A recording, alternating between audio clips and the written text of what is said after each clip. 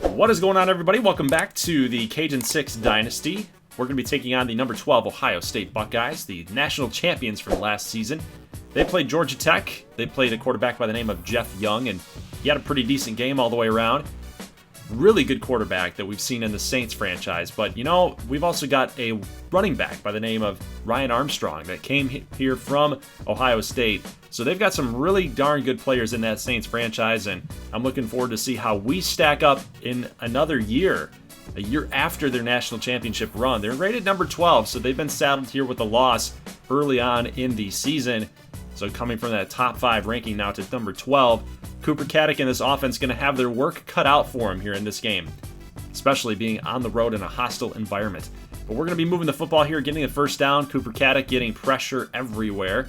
Billy Tomlinson, his first carry of the game. He's going to get 5 for the first down. First and goal here for Caddick, a little play action. And we had Hayden White there. He just didn't turn the head. So a new receiver, you know, you got to get comfortable with each other. New quarterback, new receiver. Just didn't turn the head when he was supposed to. Third and goal situation, Caddick being flushed out of the pocket. Now as a left-handed thrower, he's got to turn his entire body around to make that throw.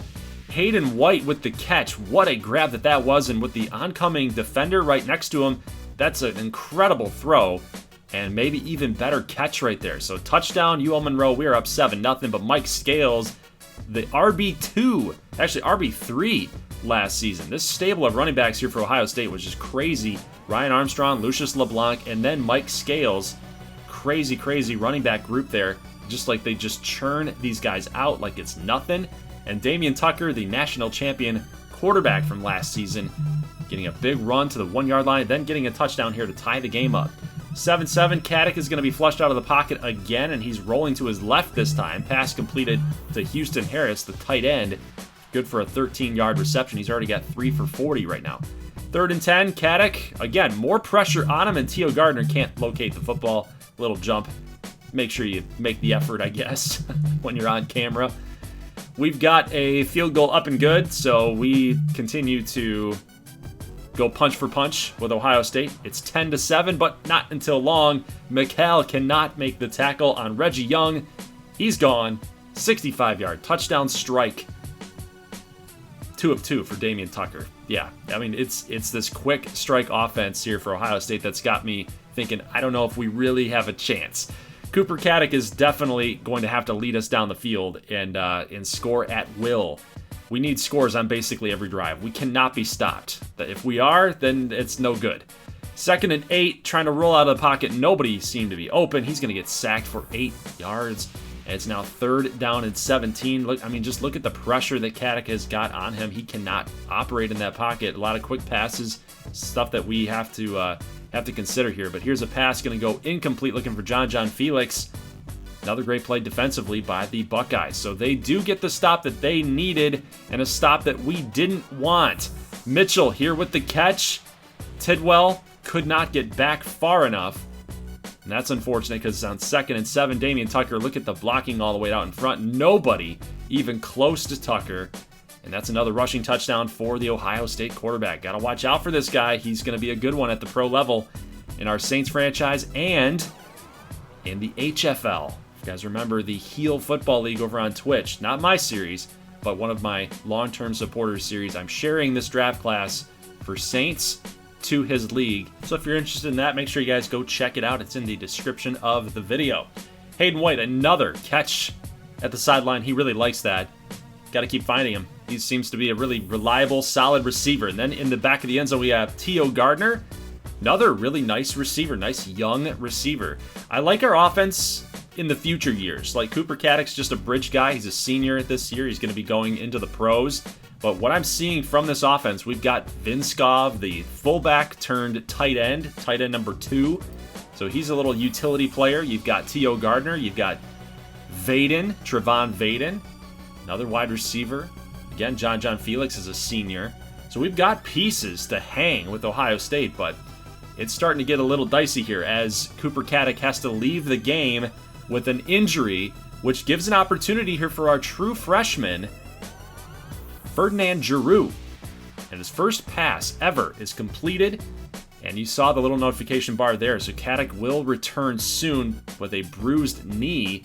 but Giroux passes dropped, 4th down in 1 situation, and Caddick really hadn't been playing that good anyway. He's under 50% completion percentage, and he's hurt right now. I need his speed. If you're looking at this from a realistic perspective, let's just go with the young guy here. See what he can do. We're already down 4. We've got some offensive pieces that can really support him.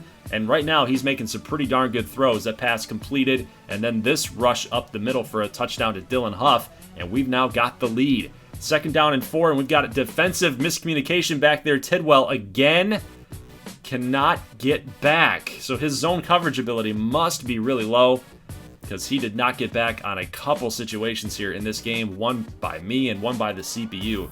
So that's unfortunate, but it looks like we got X is wide open, but out of nowhere, off the screen, comes Bobo, and he makes the interception on the freshman. Just a freshman mistake, just not seeing the entire field thrown across the field.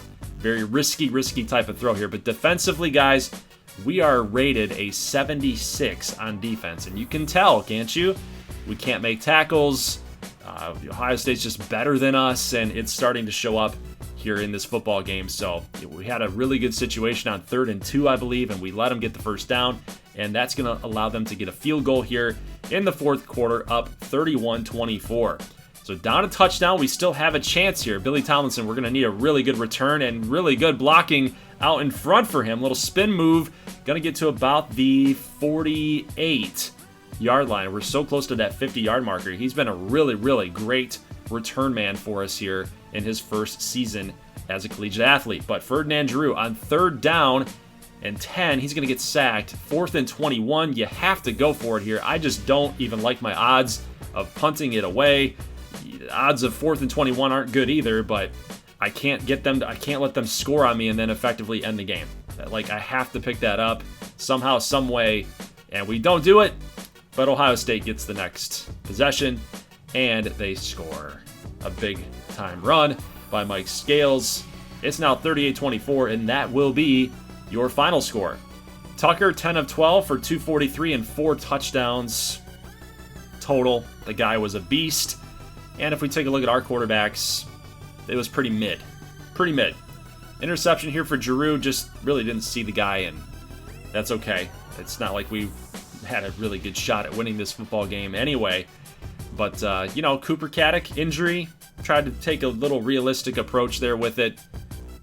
If it was a mild injury, which it seemed like it was, maybe he would have gone back out there, but he was under 50% the whole game.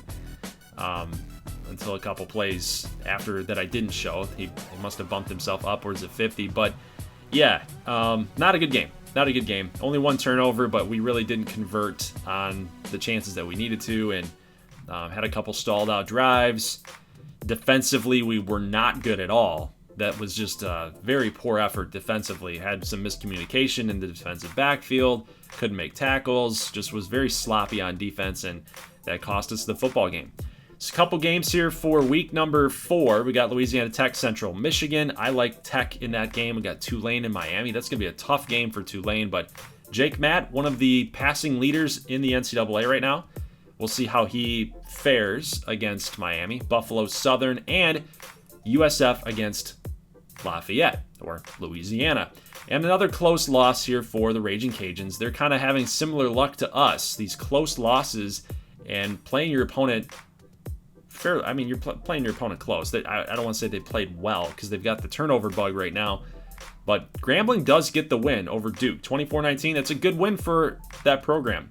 It really is, especially considering what they've lost going into the Saints draft.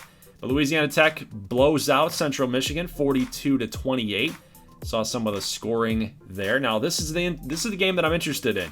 Ranked Miami, and take a look here. Tulane beats them 41-38 with a field goal in overtime. Wow. And I think they had to kick a field goal to tie the game towards the end of the game just to push it to overtime. So that's huge for that program as well, behind that golden arm of Jake Matt. Buffalo beating Southern 37-14. They just continue to not get the offense rolling for them. A lot of turnovers here for the Jaguars. 2 interceptions there for Zeke Wallace. He was under 50% at 48. And as far as the receiving game goes, the passing attack just really not all there. Didn't get enough people involved. Looks like they gave up a lot of points defensively. Stevenson had 36 carries for Buffalo. That's ridiculous. But the game that I'm interested in this week, take a look at that line score here. Total offense, 443. They did give up 507 to Miami, but the game was also turnover riddled. They had 2 interceptions each. But Jake Matt able to hold on. He went 19 of 31, 4 touchdowns, 2 picks. And take a look at the receiving game there for Tulane. Barabalt continues to be the guy for Jake Matt. He loves throwing to him. He's going to go to the pros. I'm interested to see how he's going to look. But did you guys see defensively? They had Caesar Braun last year, but now they got Figueroa in there. 6 tackles for losses, 2.5 sacks. He's a stat stuffer on defense, so I'm interested to see how he's going to look at the NFL level. La Tech with William Hayes. He went 19 of 31, 10 carries, so it continues to be that do-it-all type of quarterback. Izrailovich, 12 catches, over 100 yards himself, so he had a really nice game. Defensively, we got Frankenstein with 2 assisted tackles, 2 tackles for loss, and I did not see Dio Durant up there. I'm always looking for Dio Durant on the defensive side of things there for Louisiana Tech, especially if there's any interceptions or anything. So he's always finding a way to get in the box score. 2 turnovers, 1 for Grambling, 1 for Duke in this game. To Atali Man, another interception. He seems to have that kind of problem. He did get 2 touchdowns up on the board for him, though, through the ground game. Let's take a look defensively. We got Stratton with 12 total tackles, 2.5 sacks, 6 TFLs for Stratton. Ozenba with 7 total, 1 solo, 6 assisted. Then we got Prince Smith, a custom player, with 5 assisted as well. No TFLs for him, no sacks, but that's okay. As long as you're chipping in, you're playing good defensively, making the tackles that you should, you're giving it everything you got. They played well defensively, only 19 points given up. Raging Cajuns losing by a touchdown here to the Bulls. They moved to 2-0. Raging Cajuns moved to 1-3. They got a good game out of Elliott Sandage. So 18 of 33, 203, 4 touchdowns. Also chipped in as the ground game leader. So I like to see that from him. You know, I've been critical of his play. He's a young guy, redshirt sophomore. But yeah, he's got to learn to hold on to the football. And it looks like he did in that game. Even though it was a loss, he still gave your team a chance to win. Now, moving out here to week number 5, we've got the Raging Cajuns taking on the Virginia Tech Hokies, and they got Cincy against La Tech, and Louisiana Tech will win. They doubled them up, 35-17, a little more than doubled them up. Actually, William Hayes continues to be that guy. They moved to 2-1 on the season. We'll see if Louisiana can turn their season around. Can't do it. They're going to move to 1-4. Va Tech beating them 31-17. And we'll get the box score here in just a moment to see how exactly did Sandage play. Did he improve? Did he build upon what he just did in the last week? We'll see. But unfortunately, the heartbreak continues. Thus the title of the video. The heartbreak continues for the Warhawks. We lose in overtime. 12 points for Louisville in overtime, 6 for us. Field goal exchanges across the way, 61-55. Our offense can play. Our defense cannot. We lost just way too many players defensively from last season in our Cajun 6 champion team, and we're feeling it. 61-55 is your loss. We now move to 0-3. That is painful. That is so incredibly painful, guys. I can't even begin to describe it. We lose to Ohio State, losing Caddick. We lose to SMU off of a last-second touchdown, and now we lose in multiple overtimes, trading field goals. Caddick was injured again. He had 4 touchdowns in the game, but he had to go away. And Giroux came in through 2 interceptions. So we're really leaning on the youngster here. He went 9 of 25 for 36%. So he's just not up to snuff quite yet with the speed of the game, even though it's Louisville. Look at the number of sacks. So Caddick was 6 sacks. It's not like he's trying. I mean, he had 16 attempts rushing, but he also had 3 fumbles. So he's trying to do it all. He's literally trying to do it all. He's all we've got on offense right now. We're just way too young through our receiving core. The offensive line is in shambles, it looks like. And defensively, we have nothing there. So head coach Melvin Breaux knows what's up. We're young. We've got a lot of promise, but there's a lot of work left to be done. There's a lot of work left to be done. Look at that defensive rating, guys. We are a C. That's going to cost you. We are such a one-trick type of pony here, man. We got a B offense, a C defense. It ain't looking good for us. But looking forward here to week number 6, and we'll do some simming here as I just give you guys a little snapshot of what we're looking at here for each matchup. We'll do some simming, take a look at the box scores for each matchup, and then I'll preview you for week number 7. This Saturday, I'm going to try to finish the entire season. So I've got pretty much all week to start getting some gameplay done. I've got all week to start letting you guys in on the award winners, the draft class for Saints, who's coming in, who's staying out, that type of thing. So gameplay is going to be limited here for UL Monroe this season. I'm going to find games that make sense. Maybe we can start turning it around a little bit. We are still winless.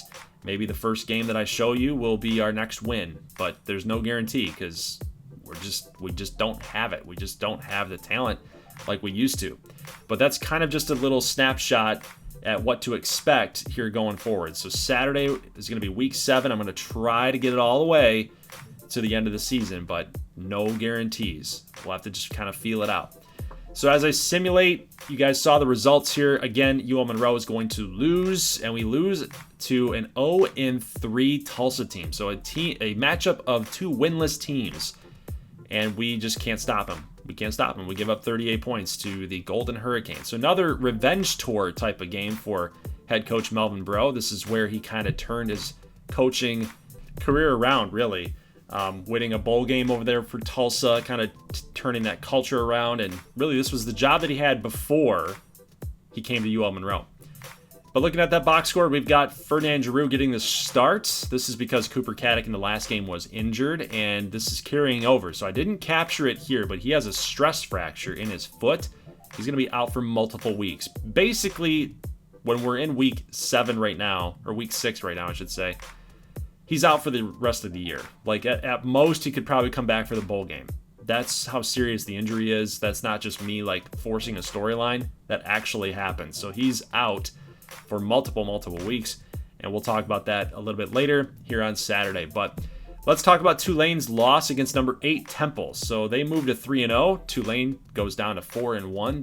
That hurts them in a way, not as far as the Cajun 6 goes, because I think it's Tulane and then everybody else. Tulane and Louisiana Tech, really. But, it just hurts them because they could have been ranked, I think. If they won this game, they moved to 5-0. I think they get ranked at that point. They've just been playing so good, and to lose to a team like Temple, who's really good in this Dynasty universe here at number 8, that would have been a nice win for them, a good program-defining win, a season-defining type of win if they could do that. It's funny to say that. Temple is a program-defining win, or at least a season-defining win. But that's the universe that we're dealing with here. But the Jaguars will get a win here over Southern Miss. They got 35 points up on the board. Not bad offensive showing. Defense came to play as well. Let's take a look at Louisiana Tech's win against the Terps. 4-1 now for La Tech, and the Maryland Terps, the Terrapins, are going to move to 1-3. Izraelovich led the team in receiving. We had Mark Young going off. Again, the running back, 25 carries for 179 and 3 touchdowns, and they blew them out 41-17. Very close victory for Grambling State, but again, this team seems to always do this type of stuff. They start off a little slow, and then they kind of figure it out, and then they get dangerous towards the end of the year. So Tua Taliman, probably his best game to date in this season. 255 yards, 16-30, had a couple carries as well. Waldo Dante, our custom player, freshman tight end, had a really good game. And I kind of zoomed through that, but 4 catches for 116. Connie Goodson Jr., another good receiver there for Grambling State. He had a pretty solid game as well. A lot of tackles for losses. We got Ozenbaugh, no TFLs again, but Prince Smith had a decent game as well. So let's take a look at week number 7's matchup. We got Western Kentucky at our place. UL Monroe, 0-4. Not used to looking at that, man. This is kind of giving me eerie vibes of the MAC Team Builder Dynasty. with Southern Michigan. We just can't stop the run. We can't play defense, and you go over. Yeah, 0-4 is not a good way to be in your season right now.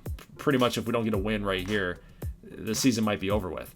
But for Tulane, this is the game that I'm going to highlight this week. Everything else is going to be simulated. Tulane 4-1 against LSU. And LSU boasts a pretty good offense. Passing offense, they are not good at all. So Wayne Reginald, their freshman redshirt, I believe, has not been very good at throwing the football. But through the ground game, they're pretty darn efficient. So Tulane's going to have their work cut out for them. Don't fall asleep on that 2-4 LSU record. Don't fall for it. This could be a trap game. And we're going to see if Tulane can hold on against a pretty decent LSU squad. They've got a lot of talent, but they're not putting it together with any wins. So we'll see what that's all about here. Everything else will be simulated. Western Kentucky, ULM, Old Dominion, La Tech, Grambling State, and FIU. That's going to be simmed. And again, I'm going to try to pick my spots on what games are important and just show you guys really, really quick cut highlights and try to get through the rest of the season. So we really got to move fast if that's going to happen in that next episode, because we got, Week 7, there's 15 weeks, so that's going to be 8 more weeks of Cajun 6 action. I'm assuming that there's going to be a lot of conference games that are important as far as the standings go, but yeah, we'll see how it all shapes out. Guys, I'll see you back here on Saturday for more Cajun 6 Dynasty. Leave a like if you like this thing. I will see you in the next one. As always, thanks for watching, and peace.